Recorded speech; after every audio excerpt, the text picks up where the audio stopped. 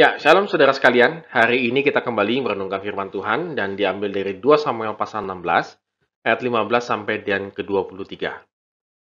Maka Absalom dan seluruh rakyat orang-orang Israel sampailah ke Yerusalem dan Ahitofel ada bersama-sama dengan dia. Ketika Husai orang Arki, sahabat Daud itu sampai kepada Absalom, berkatalah Husai kepada Absalom, "Hiduplah raja, hiduplah raja."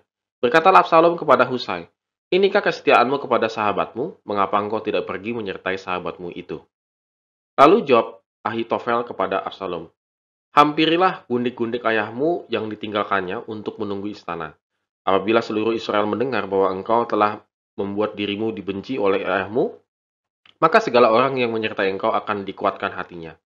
Maka dibentangkanlah kemah bagi Absalom di atas sotoh. Lalu Absalom menghampiri gundik-gundik ayahnya di depan mata seluruh Israel. Pada waktu itu, nasihat yang diberikan Ahitofel adalah sama dengan petunjuk yang dimintakan daripada Allah. Demikianlah dinilai setiap nasihat Ahitofel baik oleh Daud maupun oleh Absalom. Akhirnya Absalom sampai di Yerusalem. Nah, kalau kita tadi lihat petanya, yang kemarin juga kita bahas begitu ya, bahwa Absalom mendeklarasikan dirinya sebagai raja itu kan di Hebron sini. Lalu dia pergi ke Yerusalem sebelah sini.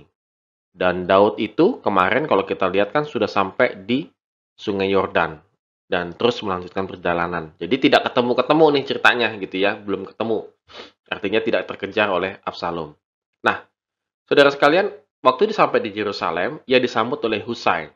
Dan Husai meyakinkan Absalom kalau ia akan setia kepadanya. Ini sangat penting karena memang Husai itu harus ada di situ.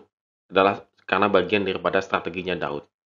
Mengapa Husai tetap di istana dengan misi untuk memberikan nasihat yang baik ke Absalom? Jadi saudara, ini luar biasa sekali ya bahwa kenapa Husai masih di situ karena Daud percaya nasihat-nasihat daripada Husai itu akan menguntungkan daripada Daud sehingga Absalom dengan sendirinya akan terjebak dengan nasihat-nasihatnya Husai.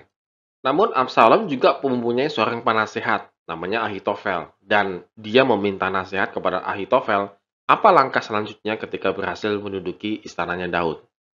Ahitofel mengusulkan kepada Absalom untuk merampas tahtanya dengan merampas gundik-gundik raja. Saudara kalau tidak paham apa itu gundik-gundik, itu adalah istri kedua, ketiga, selir-selir lah begitu ya. Nanti silakan lihat di kamus bahasa Indonesia gitu.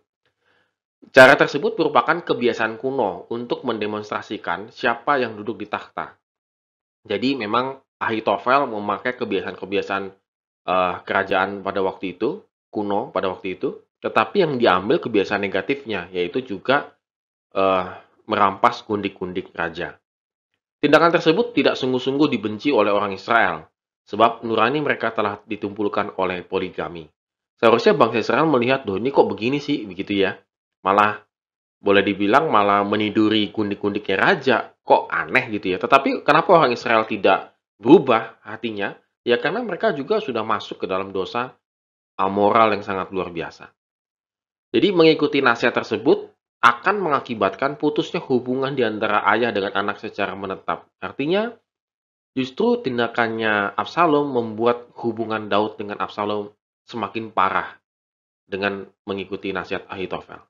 Nah, saudara, ini memang sangat berbahaya nasihat daripada Ahitofel membuat Absalom jatuh ke dalam dosa seksual. Di zaman sekarang ini, tidak sedikit kita jumpai nasihat-nasihat yang mengatasnamakan Allah demi memenuhi kepuasan diri dan ambisi pribadi.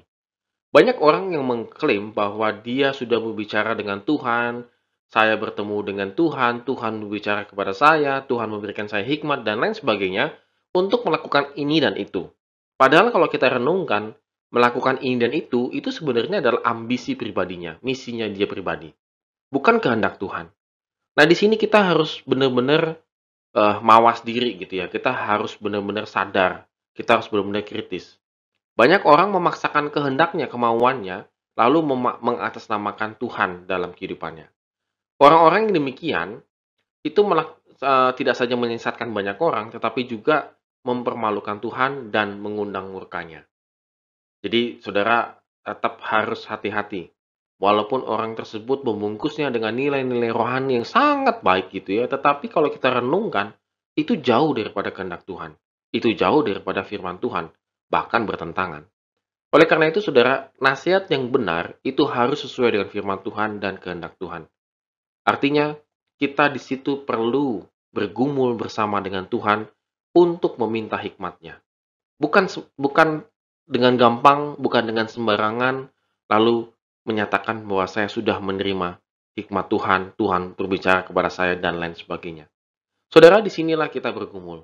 Bagaimana kita bisa membedakan nasihat yang baik dan nasihat yang salah. Caranya gampang, yaitu kita tetap bergumul bersama dengan Tuhan. Yaitu kita tetap membaca firman Tuhan dan berdoa. Pasti Roh Kudus akan menerangi hati dan pikiran kita, sehingga kita bisa mampu membedakan mana nasihat yang baik, mana nasihat yang tidak baik. Amin.